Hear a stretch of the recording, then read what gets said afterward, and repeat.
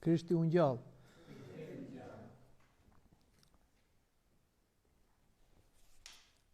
Javës që shkoi nga kisha e Shën Nikollës këtu në Kavaj, u organizua një pelegrinazh në kishën e Shën Arsenit dhe Shën Paisit në Selanik, po ashtu edhe në kishën e Shën Dimitrit dhe disa kisha të tjera. Dhe kjo më dha shkak për të folur për besimin që ka kisha në ortodokse, por të nderimin që ajo i bën lipsaneve të shenjta. Ajo që binte në sy kur je në këto vende të shenjta, shikon njerëz të cilët vinë nga vende të ndryshme të botës, jo vetëm nga vendi aty afër, por nga shumë vende të ndryshme, të cilët ka një devocion shumë të madh dhe një respekt shumë të madh për varret e shenjtorëve, lipsanet e shenjtorëve, por dhe çdo gjë të shenjtë që ndodhen në kishë, ikona, relike, dhe kjo është një traditë shekullore e kishës sonë ortodokse. Të bjente në sy përkushtimi i njerëzve, të cilët me shumë devocion, me durim, në heshtje, prisnin me orë të tëra në rresht për të shkuar dhe për të nderuar për shembull varin e Shën Paisit, ose lipsanin e Shën Arsenit, ose lipsanin e Shën Dimitrit, për të gjitha ato pra që përmonda më përpara, por dhe shumë relike të shenjta që ndodhen me shumicë në vendin fqinj, por jo dhe janë me pakicë dhe në Shqipëri. Pavarësisht se ndoshta ne duhet ta ripërtërim traditën shekullore të nderimit të lipsaneve të shenjtorëve. Prandaj, siç e thash dhe përsëris, tema e sotme do të jetë çfarë beson kisha ortodokse, çfarë mëson ajo në nderimin e lipsaneve dhe relikeve të shenjta. Kisha e ortodokse nderon dhe ju falet relikeve dhe lipsaneve të shenjta.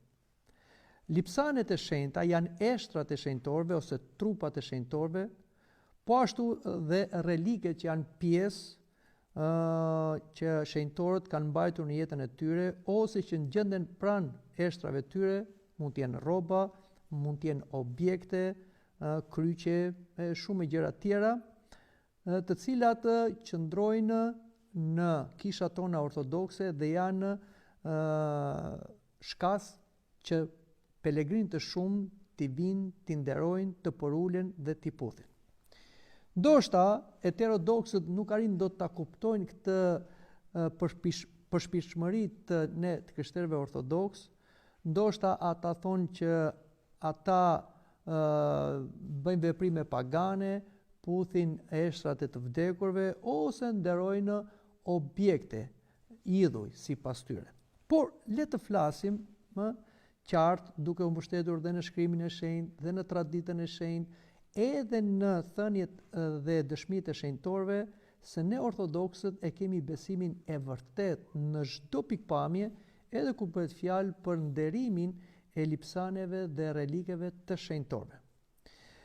Në të vërtetë, në ortodoksët nuk nderojmë çdo send apo eshtër të vdekurit, si bëjmë në veçanti me ato të shenjtorëve, të eshtrave dhe relikeve të tyre. Ne nderojmë në mënyrë fetare, me përulje, puthje, lutje, himne, duke ndezur qiri, temjan përpara lipsaneve të shenjtorëve, relikeve dhe kur bëhet fjalë për gjëra të cilat janë të pranuar nga kisha, si reliket e shenjtorëve dhe lipsanet e tyre. Është fakt i pakundërshtueshëm dhe publik që shumë nga reliket apo lipsanet e tyre lëshojnë dhe vinë aromë miroje, për shembull, siç është aromatizimi shekullor që vin lipsanet e Shën Dimitrit, dhe lipsanet e shumë shenjtorëve tjerë. Por pse vjen kjo aromë e mirë kur neve përshëndesim këto relike ose këto lipsane? Sepse hiri i Shpirtit Shenjtë ndodhet tek lipsanet dhe reliket e shenjtorëve dhe me ndërmjetimin e shenjtorëve ky hiri i Shpirtit Shenjtë bëhet i prekshëm nga neve, nga shqisat tona, dhe kur ne vim dhe nderojmë lipsanet dhe reliket, i puthim dhe i falemi atyre me besim. Duhet të ndalojmë diçka, ne nuk adhurojmë as lipsanet, as reliket, as objektet, as objektet e shenjta të kishës, as ikonat. Kush thotë që ne krishterët i adhurojmë, ai gënjen. Por ne i nderojmë. Është një ndryshim i madh ndërmjet adhurimit dhe nderimit. Adhurimi i takon vetëm Perëndis triadik.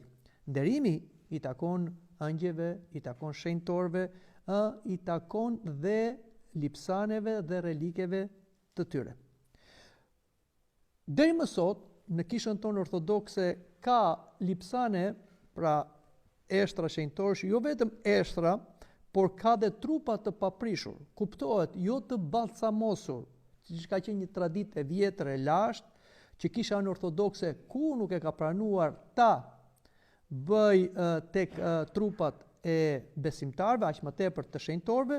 Kemi këtu rastin e Shën Andonit të Madh, i cili thiri 2 nga bashkëpunëtorët e tij më të ngushtë dhe i tha: kur të më varrosin thellë në shkretir që askush mos ta di, ku të varrosim që egjiptasit mos më ballsamosin, sepse kjo nuk është gjë e pëlqyer nga Zoti.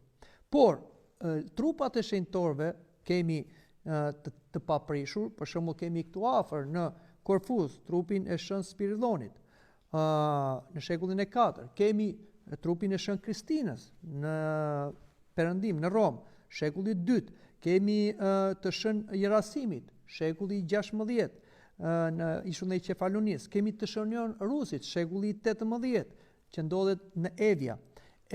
Shumë lipsane të tjerë shenjtorësh të paprishur, që Zoti nuk lejon që trupi i tyre, mishi i tyre të prishet, të psoj kalbëzim dhe të kalojë në dhesë nga dheu humor, siç kalon procesi i gjithë të vdekurve, por në të tilla raste Zoti nuk lejon në dëshirën e tij, po patjetër që ka një qëllim, që këto trupa të jenë të paprishur.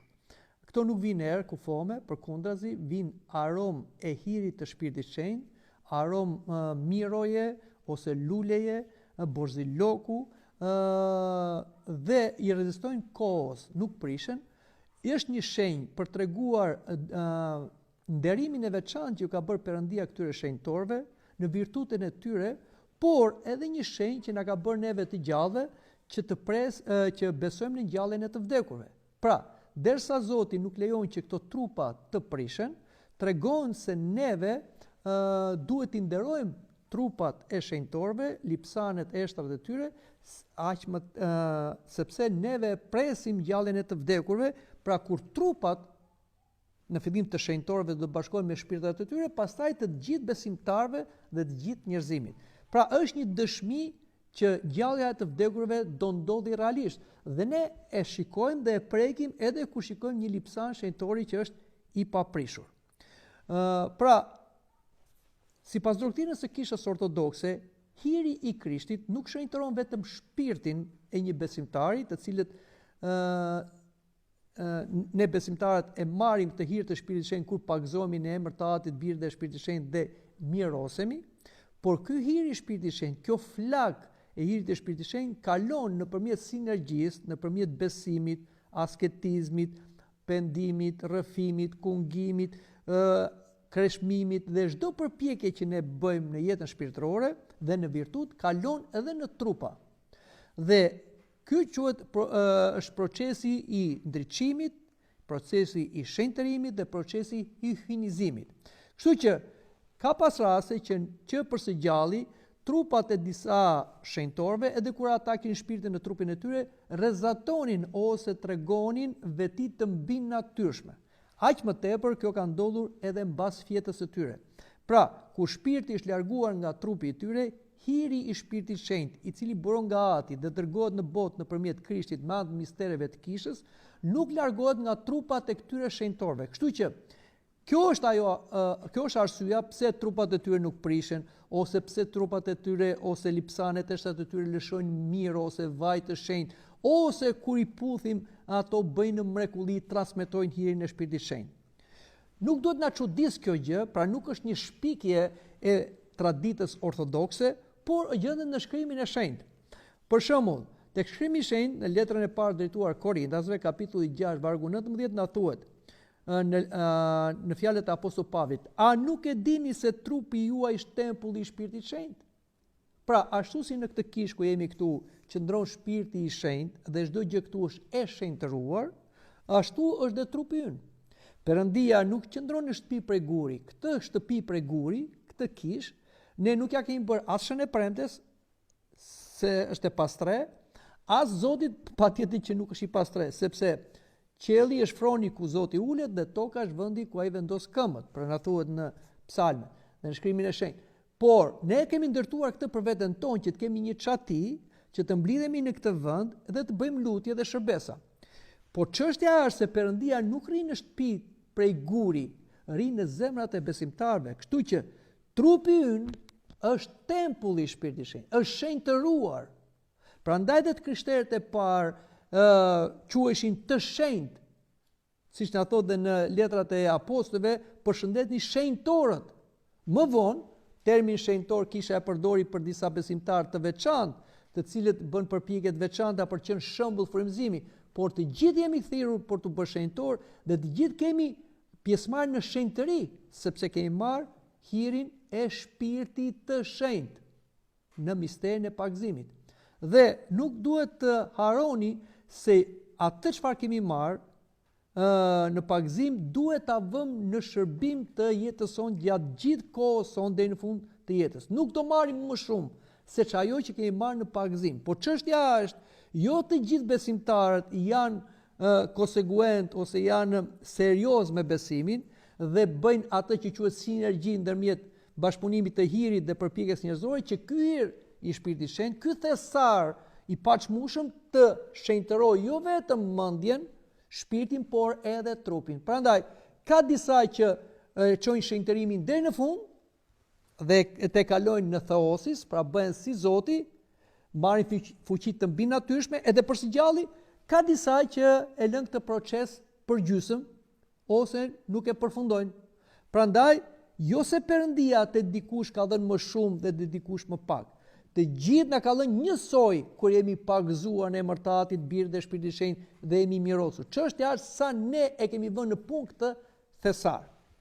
Shkrimi i Shenjtë na përmend mrekulli nga të shumta, për shembull se si trupat e shenjtore, këtu flasim edhe për dhjetën e vjetër të profetëve, për shembull, kishin këtë hir të Shpirtit Shenjtë që bënin mrekulli. Në librin e 2 të mbretërve na thuhet se e hodhën një të vdekur Moabit në varrin e Elizeut, dhe kur trupi i të vdekurit preku eshtrat e profetit u ngjall. Jam më konkretisht. Por ndodhi që ndërsa disa varrosin një njeri, pa një band plaçkitës, kështu e hodhën njeriu në varrin e Elizeut. Sa arriti të prek kockat e Elizeut, u ringjall dhe u ngrit në këmbë. Pra e kemi tek libri i 2 i mbretërve. Po, dhe në dhjetën e re, shohim këtë gjë në lidhje me trupin dhe robën e Krishtit. Pra, ne dim që kur dikush prekte jo vetëm trupin e Krishtit, por dhe robën e Krishtit, shërohesh, siç kemi atë gruan që u shërua me 12 vjet hemoragji, që është shën Veronika. Dhe po ashtu sa që Krishti prekte me dorën e tij dhe lebrozët dhe të sëmurët, por dhe të vdekurit ngjalleshin, siç preku dhe vajzën e Jairit që kishte vdekur 12 vjeçar. Pra, trupi i Krishtit përçon te këtë hir, rrobat e Krishtit përçonin këtë hir, mrekulli bërës, jetë të dhënës të Shpirtit Shenjtë, por jo vetëm i Krishtit, por dhe të apostujve të Krishtit. Shikoni çfarë thuhet tek libri Veprave të Apostujve. Dhe çuditëra të mëdha bënte Perëndia me anë të duarve të Pavlit. Kaq sa dhe mbi të sëmurë shpinin shami ose peshqir nga trupi i atij dhe sëmundjet iknin nga ata dhe frymët e liga dilnin nga ata. Veprat e Apostujve, kapitulli 19, vargu 11. Madje dhe hija e apostull Petros bënte mrekulli. Dëgjoni çfarë thuhet.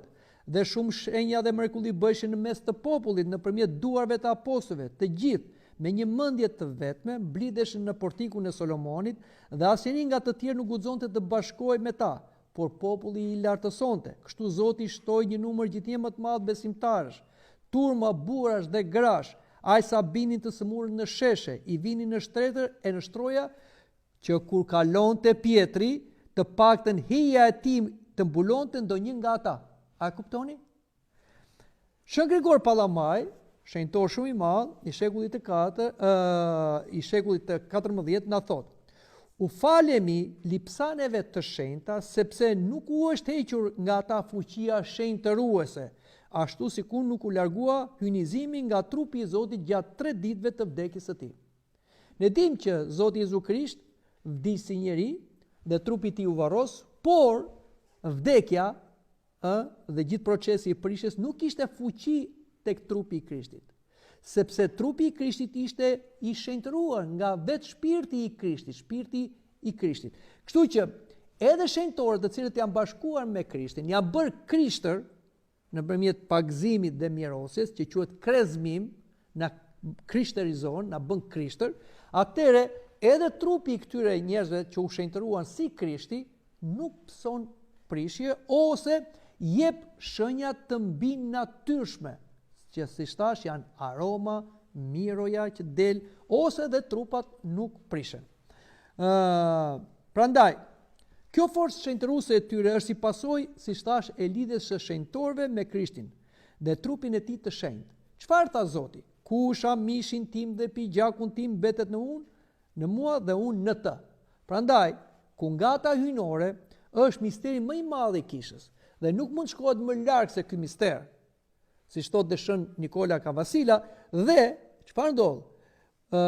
Kur dikush kungohet dhe vdes me kungat, trupi dhe gjaku i Krishtit në trupin e tij, dhe trupi i tij është i shenjtëruar. Kuptohet në mënyrë magjike, nëse ai ka një vdekje të krishterë, se nëse nuk ka një vdekje të krishterë ose nuk ka qenë në pendim dhe si them në korrigjim, edhe kur është kunguar, ai nuk ka marrë trupin dhe gjakun e Krishtit, por ka marrë thjesht bukë e verë. Flasim kur ai është kunguar me trupin dhe gjakun e Krishtit, edhe shpirti pse doli nga trupi i tij, trupi dhe gjaku i Krishtit qëndron në trupin e tij dhe e shenjtëron, e bën trup të Krishtit. Prandaj ne nderojmë trupat e besimtarve, aq më tepër të shenjtorëve.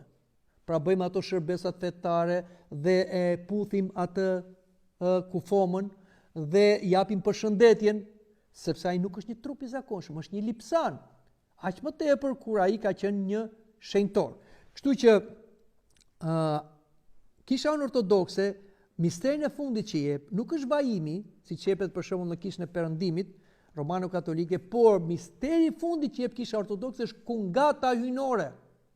Dhe do ndaloj pak këtu, sepse ka raste që të krishterët, edhe pse kanë këtë gjë kaq të jashtëzakonshme, pra kanë trupin dhe gjakun e Krishtit, që kryet në altaret e Perëndis, me lutjet e kishës ortodokse dhe priftërinë ortodoks, ka raste që nuk e përdorin, jo vetëm për veten e tyre, por as për të afërm e tyre që janë duke ndruar jetë, ose janë në agoni.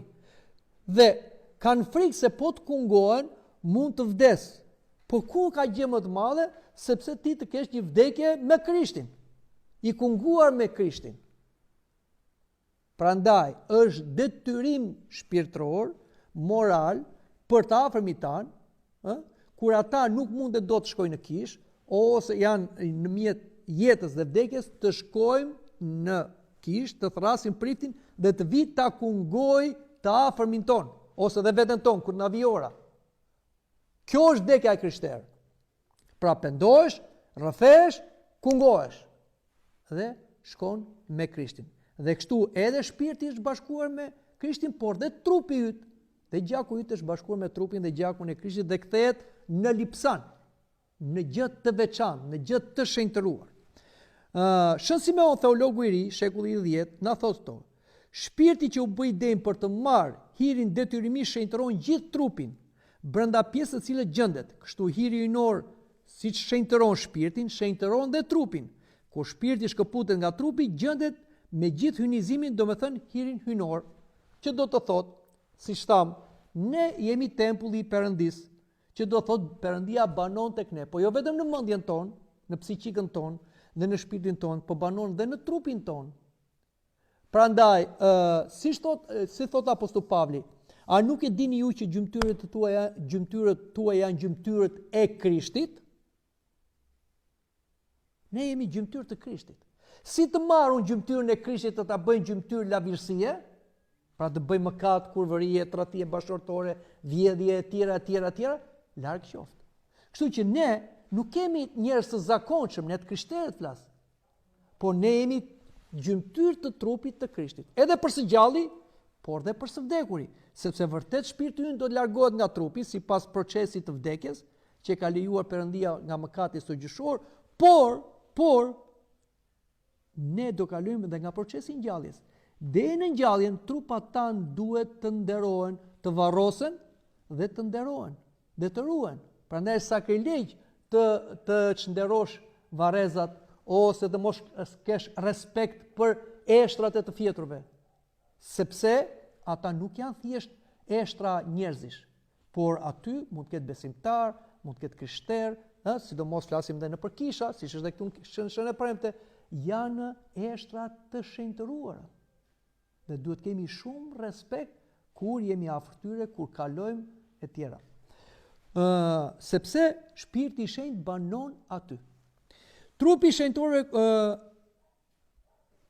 që nga çashti i shkëputjes i shpirtit nga trupi, shpirti nuk ka asnjë nevojë trupore, madje është i lumtur në praninë e Zotit, e angjëve dhe shenjtorëve në paraqen qellore. Por si trup dhe shpirt janë të bashkuar thash me hirin e hyjnor, të cilët morën këtë hir të bashkuar gjatë jetës së shenjtë që besimtari bëri në tokë. Kështu që edhe shpirti ka hirin e shpirtit shenjtë, është njën, por dhe trupi po ashtu. Në kohën e ringjalljes së përbashkët, me urdhër Perëndisë, siç na thotë apostulli Pavli letrën detuar Korintasve, te kapitulli 15, vargjet 51-52, se si do bëhet ngjallja e të vdekurve, do të bëhet përsëri bashkimi i shpirtit me trupin. Dhe trupi do të marrë pavdeksin dhe lavdin që i fali Perëndia shpirtit të shenjtëruar. Kështu shpirtrat e ndriçuar dhe të lavdëruar do të kenë dhe trupat të ndriçuar dhe të lavdëruar, ashtu si ndriçon ai filamenti brenda kësaj llampe. Pra, ky qelçi i kësaj llampe nuk është i ndriçuar, por është filamenti brenda që i jep dritë duke dhe qelçi ndriçon. E njëjta gjë do jetë edhe në ringjalljen e besimtarëve. Më tepër të shenjtorëve, të cilët do ngjallen të parët. Shpirti i tyre që ka hirin e Shpirtit të Shenjtë, ka dritë, do banojnë në këto trupa që do bëhen dhe këto trupa të ndritshëm. Dhe kur bëhen ngjallja të vdekurve, dhe do ngjallen të gjithë njerëzit, do të shikohet në detin e madh të njerëzimit trupa të ndriçuar siç janë ditëzëllonjat në mes natës, nëse i keni parë, që këtu do jenë trupat e shenjtorëve, të cilat kanë brenda të tyre shpirtrat të shenjtë, të ndriçuar. Dhe siç thot edhe tek profeti Daniel, do ndriçojnë si yjet e qiellit, ose siç thot tek Ungjilli sipas Mateut, do ndriçojnë si dielli. Madje më të fortë se dielli, sepse do kenë shpirtin e shenjtë. Kisha ajo nderon lipsanet e shenjta, që nga vitet e para kristiane ndërton për nder të tyre, mbi varret e tyre kisha, kurse më vonë kisha apostolike vendosi që inaugurimi i kishave të bëhet gjithmonë duke pasur në altar lipsane martirësh. Dhe ku nuk gjenden këto lipsane martirësh, në altar përdoret antimisi i shenjtë. Antimisi i shenjtë është një pecet që në 4 cepat ka eshtra martirësh. Dhe prifti e hap atë, pastaj kryen liturgjinë hyjnore. Në qoftë se nuk ka eshtra martirësh një kish në altarin e saj ose në antimis, nuk kryet liturgji hyjnore. Pse? Sepse shenjtorët martir janë shenjtorët pa diskutueshëm. Sepse ata dhanë jetën për Krishtin. Dhe mbi varret e tyre që në shekujt e parë ndërtoi kishat. Kështu që kjo traditë ruhet në kishën ortodokse dhe gjithmonë në altaret e kishave ku shenjtërohet një kish, ka lipsane martirësh. Nga tradita e shekuj kemi këtë dokumente shenjtorësh dhe shkrimtarësh në nderimin e lipsaneve të shenjta. Shën Grigor Theologu shkruan në shekullin e 4. Jo vetëm trupat e vdekur të apostëve shërojnë dhe prekin kur i prekte i sëmuri, por dhe pjesë të lipsaneve të tyre, ose pika nga gjaku i tyre, ose simbole të tjera, vegla martirizimi e tjera. Shën Vasili i Madh shkruan në shekullin e 4, ai që prek lipsanet e martirëve merr fuqi shenjtërimi nga hiri i shenjtë që është në trupin e tij. Shën Gojarti, shekulli 4, në fjalën e tij për martirin Vavila shkruan këto: lipsanet e martirëve kanë forcë më të madhe se sa forca e shenjtorëve të gjallë. Mitropoliti Joel thot, brenda kishës ekziston shëndeti dhe jo sëmundja. Lipsanet e shenjta të një shenjtori, si për shembull të Shën Nektarit, të Pentapolit që janë në Egjina, kanë hirin e Perëndisë.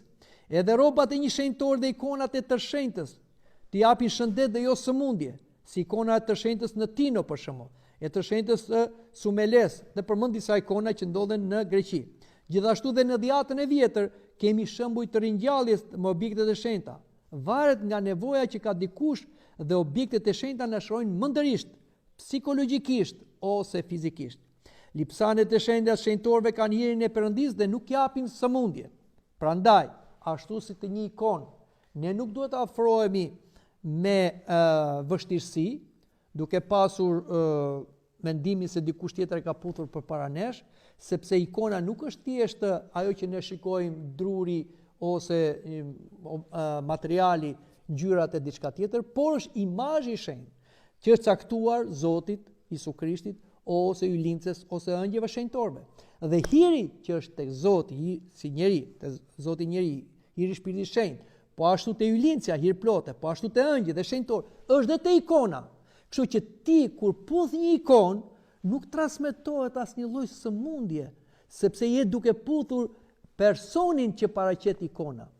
Ose te lipsani një shenjtori, pavarësisht se mund të kenë vaj të tjerë që ta puthin, ne nuk duhet kemi merak se do na përhapen sëmundje, sepse lipsanet e shenjtorëve përhapin shëndet, se kanë shpirtin e shenjtë, kanë atë shpirtin e Krishtit, që kur Krishti prekte, shpirti i shenjtë shëronte. Ashtu siç kemi dhe te kungata hyjnore, që ne kungohemi me një lugë dhe me një potir dhe nuk kemi merak se u kungua dikush para nesh, sepse aty nuk ka bukë dhe verë, por aty marrim trupin dhe gjakun e Krishtit. Të gjitha gjërat në kishë janë të shenjtëruara. Në kishë nuk të gjen asgjë. Jashtë kishës çdo njeri duhet të ketë përgjegjësinë e vet. Kur hyn brenda kishës me besim, përgjegjësinë e ka, marrim në kuptimin e mirë, ka Zoti, e ka angjëlli i kishës, e ka shenjtori, prandaj këtu në kishë ka shëndet, ka shërim, nuk ka sëmundje, nuk ka epidemi. Dhe kjo janë tundime që ne duhet t'i largojmë dhe duhet vim me besim. Prandaj kisha në ortodokse është kundër djegjes së kufomave. Ju keni dëgjuar dhe sot është dhe një praktikë që bëhet edhe në vendet e Evropës, ndoshta dhe në vendet tjera në Amerikë, kudo që me që kufomat, si them, zën vend, atë ta zgjidhim, ti djegim edhe ti marrim në për kavanoza të hirin. Jo, kisha në ortodokse nuk e pranon këtë, sepse vullneti hyjnor është që nëpërmjet vdekjes të ndahet shpirti nga trupi, kjo ndodh për shkak të mëkatit, sepse Perëndia e krijoi njeriu të pavdekshëm, me potencial për qenë i pavdekshëm, por për shkak se u bë mëkati së gjyshor, atëherë Zoti lejoi vdekjen. Por që trupi të kthehet në dhe, se nga dhe u mor dhe shpirti pastaj shkon në destinacionin që e gjykon Zoti. Por pse duhet të qëndrojë në dhe? Sepse ne presim gjalljen e të vdekurve, që Krishti do të vijë dhe do të urdhëroj të vdekurit të ngjallen dhe nga varret do dalin trupat e njerëzve.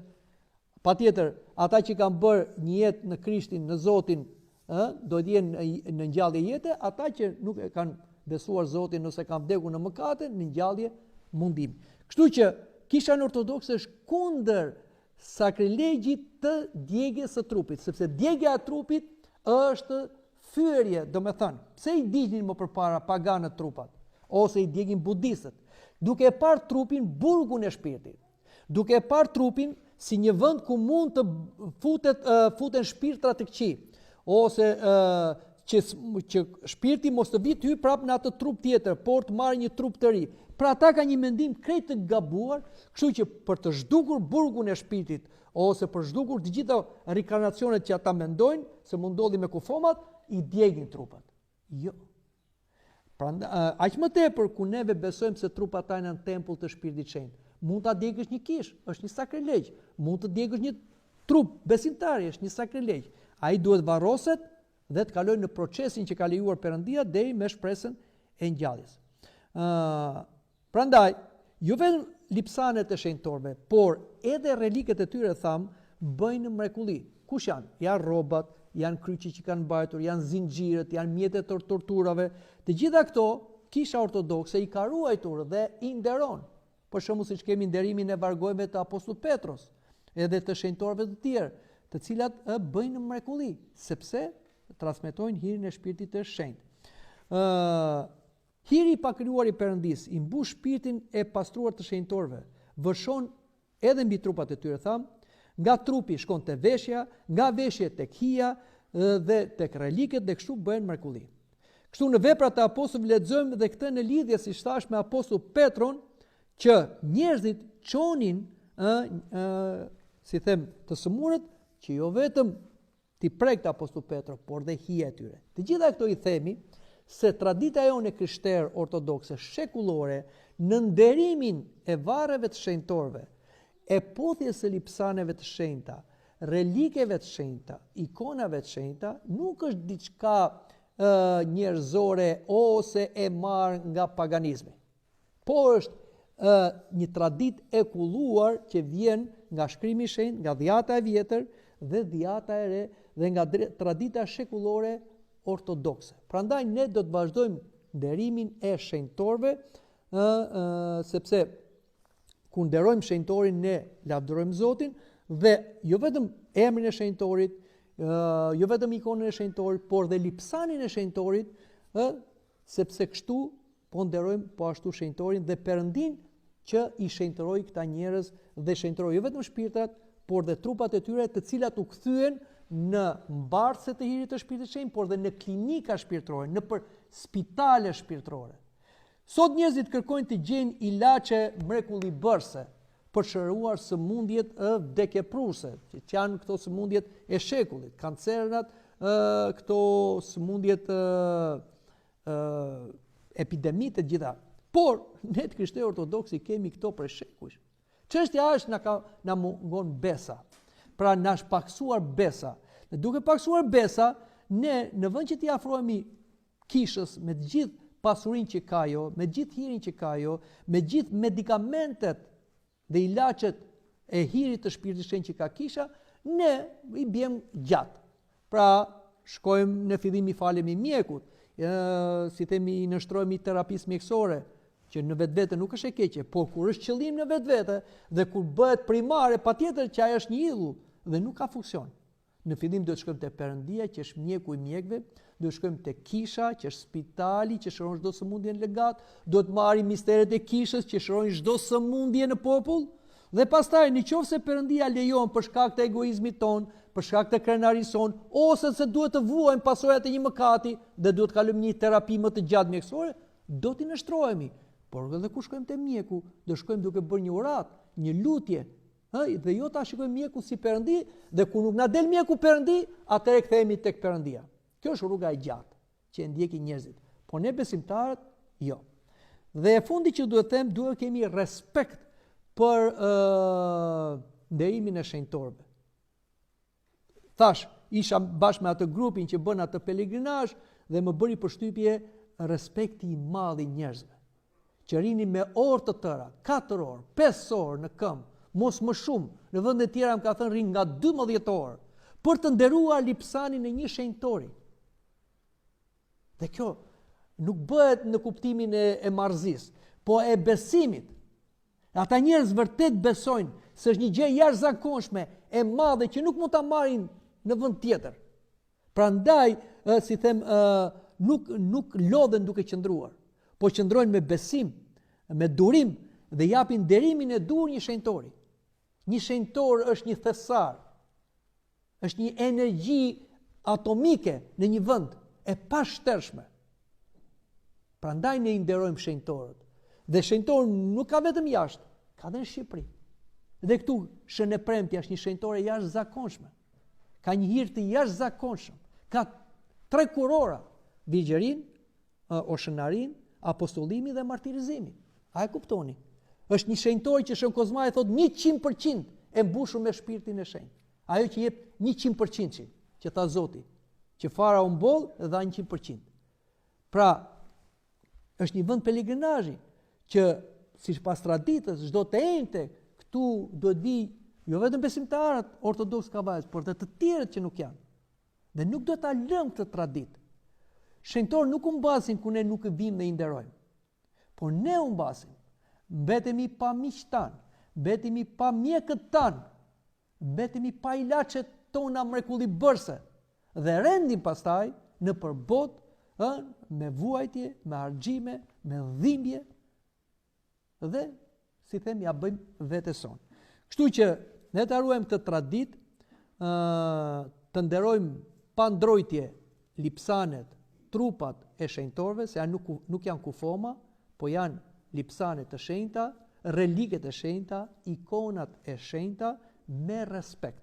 Edhe fundit fare që do them, më bëri përshtypje, sepse ne na duket ndonjëherë si ekstremizëm, fanatizëm, kur themi që në kishë duhet ty me veshje të hishme. Nuk lejohej ty në manastir, në qoftë se gratë nuk ishin të veshur me fustan. Po kuptohet edhe burrat me pallona shkurtra nuk lejonin. Kishin ato murgeshat që ndronin te dera atje dhe i kthenin gratë edhe pse kishin ardhur nga rrugë gjatë, edhe të lodhura sepse ishte edhe i tatë pjetë e madhe, pa pasur fustan, nuk mund të futesh e brenda. Po mirë, pse atje ndodh kjo? Pse? Nuk ndodh kot. Sepse kur shkojmë në kishë, ne nuk shkojmë të tregojmë trupat tanë, të bëjmë shkak tundimi, se nuk është se shenjtori ka një problem se vinë gratë me streqe ose me minifunde. Por të gjallët që shkojnë atje kanë vajtur për nderuar një shenjtor, kanë vajtur të heqin mëkatet e tyre, të shlirohen nga pasionet e tyre. Tani si mund të lejohet në një vend të shenjtë të vi dikush dhe të tundoj me trupin e saj ose të tij të bëjë një skandal. Në shtëpinë e Perëndis nuk do të ketë skandale. Prandaj edhe neve duhet të jemi rigoroz në këtë çështje. Nuk është fanatizëm, është disiplinë e domosdoshme që në shtëpinë e Perëndis të rim me hije shi. Siç janë gjithë ta shenjtor të veshur nga koka në këmbë. Të paktën nuk po themi mbani shami, po ama kur të vi këtu dikush në kish, burrë ose grua të jetë i mbuluar me pallona të gjata burrat dhe gratë me fustane. Dhe jo me veshje burrash me streçe me minifunde duke bërë skandal. Për çfarë vjen në kish? Të tundosh të tjerët? Si do të ndihmoj ty Perëndia? Si do të ndihmoj shenjtori kur ti skandaliset diku tjetër? Që ai ka ardhur për të lutur dhe ti thot Perëndis, ja më erdhi ky, ja më erdhi kjo përpara dhe më tundoi. Si thot Zoti, në botë do ketë skandali, po mirë ai që i sjell skandalit. Më mirë të vari gurmulliret mbytet e kapak. Dhe na duken këto fanatizma. Jo, ne nuk na duhen të mbushen kishat me njerëz. Ne na duhen kishat me besimtar. Ne nuk kemi nevojë këtu të bëjmë mbledhje. Ne na duhen të vinë njerëz të falen Zotit dhe të bëjnë njerëz dhe pastaj të bëhen krishterë dhe pastaj të bëhen shenjtor. Dhe kjo fillon nga gjërat elementare, siç është edhe vetë veshja që shprehje e dinjitetit njerëzor. Ktu po e mbyll, Krishti u ngjall, vërtet u ngjall.